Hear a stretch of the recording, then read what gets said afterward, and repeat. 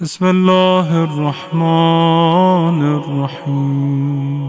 علماء کرام مفسرین قرآن ان کا ایک اصول سن لیجئے، اور وہ یہ کہ وہ فرماتے ہیں کہ جہاں کہیں روایتوں میں کسی سورے کو کسی مسئلے کا حل بتایا گیا تو اس سورے کے اندر کوئی نہ کوئی ایسی آیت ہوگی، کوئی نہ کوئی ایسا پیغام ہوگا جس کا تعلق اس مسئلے سے بھی، کہ یہ کوئی جادو منتر کی طرح کے الفاظ نہیں ہیں کہ کچھ الفاظ کہے اور نتیجہ نکلا، کچھ سورے کے اندر بھی ایسا پیغام۔ مثلا رزق کے لیے اگر آیت ہے وَمَن يَتَّقِ اللَّهَ يَجْعَل لَّهُ مَخْرَجًا وَيَرْزُقْهُ مِنْ حَيْثُ لَا يَحْتَسِبُ۔ 35 سال سے تو میں انہی علاقوں میں مختلف مجالس میں یہ آیت بتاتا رہتا ہوں جو رزق کے لیے پریشان۔ اب یہ پڑھو آیت، ترجمہ: جو اللہ سے ڈرتا ہے اللہ اس کے لیے ایک راستہ بنا دیتا اور ایسی جگہ سے رزق و روزی دیتا ہے کہ اس نے سوچا بھی نہ ہو۔ اب اگر یہ رزق کے لیے آیت ہے تو آیتوں میں پیغام بھی کوئی نہ کوئی رزق سے متعلق چھپا ہوا۔ وَنُنَزِّلُ مِنَ الْقُرْآنِ مَا هُوَ شِفَاءٌ وَرَحْمَةٌ لِّلْمُؤْمِنِينَ۔ اگر کہا گیا کہ آئی سائٹ کمزور ہو رہی تو اس آیت کو پڑھ کے پانی پہ پھونک کر وہ پانی آنکھوں میں لگانا، تو خالی ایسا نہیں ہے کہ بس ایک آیت کا ہی فائدہ، آیت کا پیغام کہ ہم نے وہ چیز دی ہے جو تمہارے لیے شفا ہے۔ تو بہت ہی مشہور واقعہ، کیونکہ پاکستان کے بہت سارے فیملی ڈراموں میں اس سورے کا حوالہ کر کے یہ واقعہ ضرور بیان کیا جاتا۔ آتی ہے اور آ کے کہتی ہے یا رسول اللہ میں اپنے شوہر سے خوش نہیں، یعنی یہ لفظ بھی شاید صحیح نہیں، میری اپنے شوہر کے ساتھ انڈرسٹینڈنگ نہیں ہو پا رہی، خرابی کوئی نہیں ہے اس میں۔ ایک تو ہوتا ہے نا کہ اس میں ایک عیب ہو، مارتا پیٹتا، کیسے مارتا ہے، جہنم کا عذاب کیسے برداشت کرے گا، اس پہ میں حیران۔ واجبات ادا نہیں کرتا جو بیوی کا نان و نفقہ شوہر پہ واجب، بیوی اگر ملینر اور بلینر بھی ہے اس کا ضروری خرچہ شوہر کو دینا۔ لیکن یہ تو بات بہت پھیل رہی ہے کہ یہ پرابلم نہیں ہے، لیکن بس ہماری میچنگ نہیں ہو رہی، ہماری انڈرسٹینڈنگ نہیں ہو رہی۔ ذرا سا آپ خود سوچ لیں کہ بھائی شوہر میں کوئی خرابی نہیں اور یہ کہتی ہے کہ مجھے الگ ہونا، کیا کہیں گے دونوں خاندان والے کہ بھائی کیوں، کوئی وجہ تو بتاؤ نا، کوئی ریزن تو ہونا چاہیے، کیوں الگ ہونا چاہتی ہو؟ بد اخلاق ہے؟ نہیں بد اخلاق نہیں۔ مارتا پیٹتا ہے؟ مارتا پیٹتا بھی نہیں۔ تمہارا واجب نان و نفقہ نہیں دیتا ہے؟ نہیں وہ بھی دیتا۔ پھر آخر کیا؟ ہر آدمی اس عورت کو ہی آ کے پریشرائز کرے گا اور بات بھی صحیح ہوگی۔ کہا بس میرا دل اس کے ساتھ نہیں لگ رہا ہے، باقی مسئلہ کوئی نہیں۔ یا رسول اللہ تو کیا میرے پاس الگ ہونے کا کوئی طریقہ نہیں؟ یہ ہے سورہ مجادلہ، جس کی ہر آیت میں لفظ جلالہ، اسم اعظم، اسم اکبر، لفظ اللہ آیا کہ اس سورہ کا اصل موضوع کیا، بلکہ اس کا نام ہی مجادلہ ہے۔ کیوں؟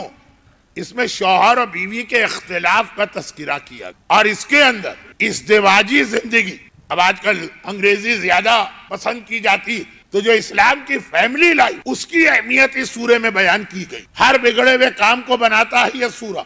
اگر اب تک کی میری گفتگو کو آپ نے سنجیدگی اور توجہ سے سنا، اور الگ الگ مسائل کا حل بھی، اور پیغام اس سورے کا ہے اپنی فیملی لائف کو اور اپنے گھر کی زندگی پرسکون و خوشگوار بناؤ۔ ایک صاحب مجلس کے بعد آئے اور کہنے لگے کہ نہیں مجھے بہت ضروری کام، آپ مجھے فوراً وقت دیں۔ میں نے کہا چلیں میرے ساتھ، انہی کے ساتھ میں چلا گیا۔ کیا مسئلہ؟ کہا کہ مولانا اولاد نہیں، اولاد کے لیے کوئی دعا بتائیے۔ میرے پاس جو تھوڑی بہت معلومات ہیں، کوئی زیادہ میں یہ اس لائن کا آدمی تو ہوں نہیں، ایک عمل، دوسرا عمل، تیسرا عمل، حضرت یحییٰ کی دعا، سورہ انبیاء کی آیت، حضرت یونس کی دعائیں جو بھی ہیں، جو بھی بتائی جائے تو میں پڑھ رہا ہوں، اور پتہ نہیں کب سے پڑھ رہا ہوں، یہ دعا کب سے پڑھ رہا ہوں، یہ قرآنی آیت کب سے پڑھ رہا ہوں، یہ عمل کب سے پڑھ رہا ہوں۔ جناب مسلم کی منت وہ تو کئی دفعہ کر چکا ہوں، بتا بتا کے میں تھک گیا۔ اب میں مجلس پڑھ کے ممبر سے اترا ہوں 1.5 گھنٹے کی، اور تھکا ہوا، اور اس میں نے ان کے مسئلے کی وجہ آخر میں نے سوچا کہ یہ اتنی ساری دعائیں پڑھ رہے ہیں اتنے عرصے، وہی سوال کیا جو مجھے پہلے کرنا چاہیے۔ غلطی میری تھی نا، بھائی آپ کی شادی کو کتنے سال گزرے؟ کہا شادی؟ مولانا ابھی تو میری شادی ہی نہیں ہوئی ہے۔ تو شادی نہیں ہوئی ہے اللہ کے بندے، تو اولاد کہاں سے ہوگی؟ میرا وقت بلا وجہ تم نے برباد کیا 2 گھنٹے، اور اس حالت میں۔ مولانا آپ ہی نے تو پرسوں کی مجلس میں حضرت مریم کا واقعہ پڑھا تھا کہ بغیر شادی کے ان کی اولاد ہوگی۔ میں نے کہا مریم کا کیس آپ کے کیس سے مختلف ہے، آخر وقت تک قائل نہیں ہوئے، آج تک یہ کہتے ہیں کہ ہمارے علماء منبر پہ کچھ کہتے ہیں، جب ان سے الگ سے بات کرو تو کچھ اور کہتے ہیں۔ مومن کے ساتھ پریشانیاں رہتی، اور جیسا کہ کل میں نے کہا کہ اس کے لیے خاص ہدایت امام کی ہے صبر۔ 20 سال بھی لگ سکتے ہیں دعا قبول ہونے کے بعد نتیجہ آنے میں۔ اب خود دعا قبول ہونے میں کتنا وقت لگے گا وہ اپنی جگہ، پھر جب قبول ہو گئی تو نتیجہ آنے میں 20 سال بھی لگ سکتے ہیں اور 20 سیکنڈ بھی۔ مومن کا کام ہے اپنی ذمہ داری ادا کرے، باقی سب چیزیں اللہ پہ چھوڑ دے۔ افوض امری الی اللہ ان اللہ بصیر بالعباد، میں اپنا معاملہ اللہ کے حوالے کرتا ہوں، وہ میرے بارے میں زیادہ بہتر جانتا ہے کب دعا قبول کرنا ہے، کس وقت مجھے اس چیز کی زیادہ ضرورت ہے، اس وقت میرے لیے دعا قبول ہونے کا نقصان کیا ہوگا۔ افوض امری الی اللہ ان اللہ بصیر بالعباد، قرآن کی آیت اور پریشانیوں کی ایک دعا ہی نہیں ہے، بلکہ پورا ایک مومن کے سوچنے کا انداز بدلنے والا اصول ہے۔ اب اس کے بعد ایک گزارش یہ ہے کہ بعض دعائیں ایسی ہوتی جو الگ الگ ہوتی، صحت کی دعا الگ ہے، رزق کی دعا الگ ہے، بچیوں کی شادی کی دعا الگ ہے، شوہر بیوی کے اختلافات ختم ہونے کی دعا الگ ہے، طالب علم کو امتحان میں کامیابی کے لیے الگ دعا بتائی گئی، قرضوں کی ادائیگی کی دعا الگ ہے، قرضے دے دیے گئے اور واپس نہیں مل رہے اس کی دعا الگ ہے۔ لیکن بعض دعائیں ایسی ہوتی، کہا کہ ہر مسئلے کوئی بھی پریشانی، اور اس میں سے پچھلے سال بھی میں نے ایک بات کہی تھی، اسی کو دوہرا رہا ہوں، اور وہ یہ ہے کہ میرا اپنا تجربہ اور مشاہدہ۔ اچھا، یہ ساری کائنات جو چل رہی تو بہت ہی مختصر ایک جملہ یہ اسم اعظم پر چل رہی، اللہ کے سینکڑوں یا ہزاروں ناموں میں سے ایک نام ایسا ہے جو تمام ناموں سے زیادہ فضیلت رکھتا ہے، طاقت رکھتا ہے، اور اس کو اسم اعظم کہا گیا۔ اب وہ اسم اعظم کیا ہے یہ کسی کو نہیں معلوم، مگر اندازہ یہ ہے کہ وہ اسم اعظم لفظ اللہ، جسے اسم جلالہ کہتے ہیں۔ صاحبان ایمان تو دعائے جوشن کبیر کی برکت سے اللہ کے 1001 نام پڑھنے کے عادی، عام مسلمان 99، لیکن یہ 99 ہو جن کو ملا کے کہتے ہیں اسماء الحسنہ، اللہ کے اچھے نام، یا 1001 ہوں جوشن کبیر میں، اس میں تو کوئی شک نہیں کہ ان سب کے اوپر فوقیت لفظ اللہ کو ہے، مگر زیادہ تر علماء کا اندازہ ہے کہ یہی اسم اعظم بھی فوقیت ہے، سب سے اسٹرانگ نام ہے، لیکن اس کے بعد کا مرحلہ کہ یہ اسم اعظم بھی۔ لیکن قرآن کریم میں ایک سورہ ایسا ہے، سورہ مجادلہ۔ دیکھیں اب میں وہاں سے چھلانگ لگاؤں گا اپنے آج کے موضوع پر جو 9 دن سے ملا ہوا۔ ابھی تو بظاہر بات صاحبان ایمان کی پریشانیوں اور مصیبتوں کو دیکھ کے کی جا رہی، لیکن ربط اس کا ملتا ہے۔ سورہ مجادلہ، سورہ نمبر 58، پہلی آیت جو ہم نماز میں بھی کہتے ہیں، قد سمع اللہ، اللہ نے سن لی، قول التی تجادلک فی زوجہا وتشتکی الی اللہ، سمع اللہ، اللہ نے سنا، کیا چیز سنا؟ اس عورت کا قول جو تجھ سے آ کر بحث کر رہی تھی۔ بحث اسی کو عربی میں مجادلہ کہتے ہیں۔ اب وہ بحث کیا تھی؟ تھوڑا سا آپ کو اندازہ ہوگا کہ کل ہماری بات رکی تھی، شوہر بیوی، رول، خاندان، یہ اسی سے متعلق آیت۔ اللہ نے سن لیا اس عورت کا قول جو تجھ سے بحث کر رہی ہے، وَتَشْتَكِي إِلَى اللَّهِ، اور اللہ سے شکوہ کر رہی، اپنی پریشانی اللہ کی بارگاہ میں پیش کر رہی ہے اور تجھ سے آ کے ایک مسئلے پر بحث کر رہی۔ اب یہ سورہ مجادلہ کی پہلی آیت، اللہ نے سن لی، وہ اللہ سے شکایت کر رہی۔ سورہ مجادلہ میں جتنی آیتیں، شاید 23 ہیں اس وقت ذہن میں نہیں، یہ پورے قرآن کے 114 سوروں میں واحد سورہ جس کی ہر آیت میں کم سے کم ایک بار اسم اعظم، اسم اکبر، اسم جلالہ، لفظ اللہ استعمال ہوا۔ اگر 23 آیتیں تو ہر آیت میں ایک بار ضرور آیا۔ اس سے کائنات چل رہی، جو پوری کائنات کا پاسورڈ ہے، نظام کائنات جس اسم اعظم پر ہے، وہ سورہ مجادلہ میں چھپا ہوا۔ چنانچہ جتنی طاقت لفظ اللہ میں ہے، اتنی طاقت اس لفظ کی وجہ سے سورہ مجادلہ میں۔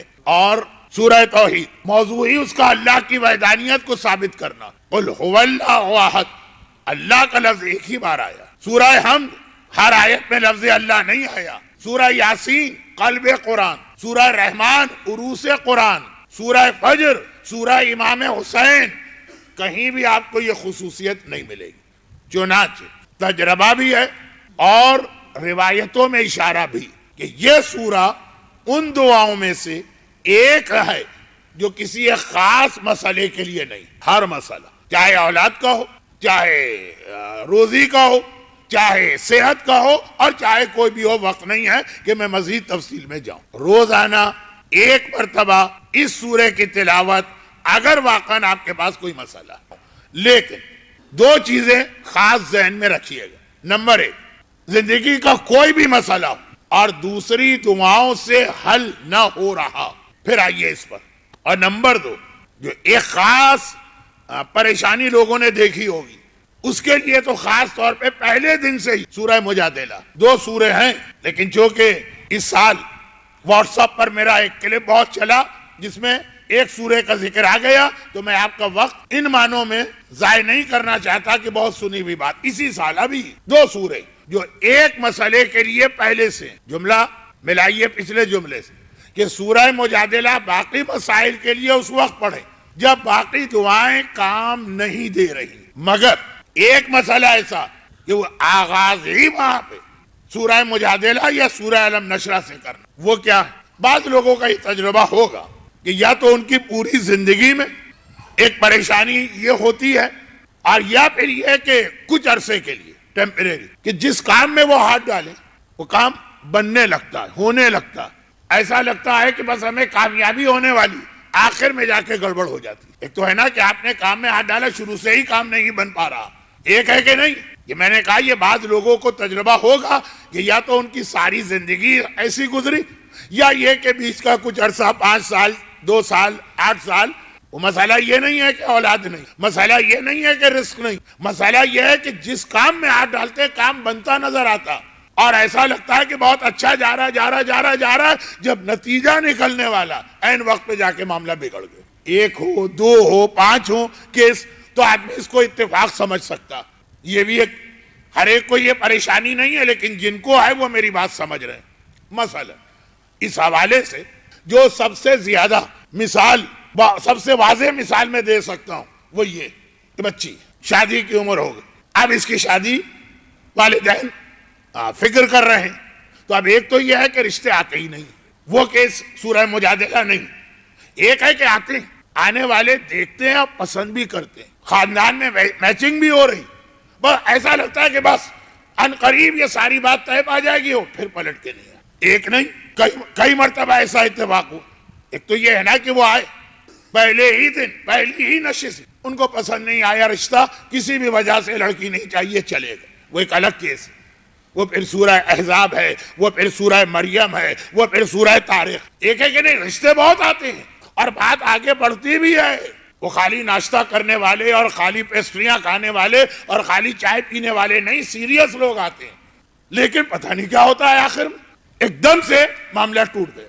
یہ تو میں نے اس لیے کہا کہ یہ مسئلہ تو جو بات میں سمجھانا چاہ رہا ہوں کہ کیا پرابلم کی دوا سورہ مجادلہ پہلے دن سے ہے، باقی مسائل کے لیے پہلا دن نہیں۔ لوگ آتے جا رہے ہیں، لیکن مجھے پتا ہے ان کی مجبوریاں، کتنی دور سے آ رہے ہیں، کتنی ڈرائیو کر کے آ رہے ہیں، لیکن میرے پاس آج وقت نہیں ہے تو میں دوہرا نہیں رہا ہوں۔ لیکن باقی مسائل میں تو یہ کہہ دوں کہ سورہ مجادلہ آخری دوا، لیکن یہ والی پریشانی جو کئی دعاؤں میں، خاص طور پر حج کی دعاؤں میں، کہ اللہم انی اعوذ بک من شتات الامور، اے خدا میں خاص تیری پناہ چاہتا ہوں معاملات کے بگڑ جانے سے، بنتے بنتے جو معاملہ بگڑ جاتا، بیمار ہے، علاج کر رہے ہیں، صحت مل رہی ہے، ٹھیک ہوتے ہیں تو ایک دم بگڑ گئے، کاروبار ہے، شروع کیا، چاروں اچھی طرح مارکیٹ کا جائزہ لیا، سارا اپنا ہوم ورک کیا، شروع کیا، اور بظاہر بہت اچھا نظر آ رہا ہے، مستقبل بن بھی رہا ہے کام، اور آخری مرحلے میں پھر بگڑ گئے۔ تو اب اس کی مثالیں دے دے کے وقت میں آپ کا کیوں ضائع کروں، جن کو زندگی میں یہ تجربہ ہوتا، معاملات بنتے بنتے آخری لمحے میں بگڑ جائے، اس کے لیے بہترین جو عمل، دعا، وظیفہ، وہ یہ سورہ مجادلہ کی روزانہ تلاوت، جب تک کہ یہ کیفیت ختم نہ ہو، اور ختم ہو جائے تو قرآن کی تلاوت کی نیت سے اسے پڑھیں، دعا کی نیت سے اس کو بند کر دیں.